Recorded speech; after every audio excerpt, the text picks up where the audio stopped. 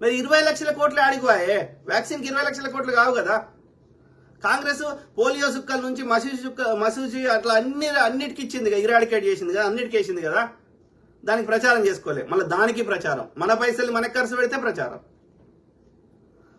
So ఆ 20 లక్షల కోట్లు దోసుకొని తిన్నారు. ఆర్బీఐ దగ్గర రిజర్వ్ ఫండ్ ఉంటే అది దోసుకున్నారు. ఓకే, ఆ యొక్క ప్రింటింగ్ కొత్త నోట్లు ప్రింటింగ్ చేస్తే ఆ యొక్క ప్రింటింగ్ ప్రెస్ నుంచి ఆ యొక్క ఆర్బీఐకి వచ్చే లోపల అవి దోసుకున్నారు. 150 లక్షల కోట్లు అప్పు చేసిండు, వాటికి లెక్కలేదు.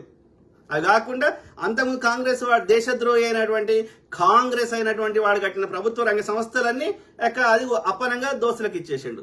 అవి వాటి పేరు మీద ఉన్న భూములు అమ్ముకున్నా మనకు లక్షల కోట్లు వచ్చేవి. అంటే ఇప్పుడు దాదాపు 300-400 లక్షల కోట్లు యాడికి పోయినాయి.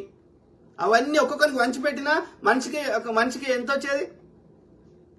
అందరు భారతదేశంలో ఒక్క పేదోడు ఉండేటోడు కాదు. అంటే గంత సొమ్ము యాడికి పోయింది? ఈ బాపనోడు దోసుకున్నట్టే కదా.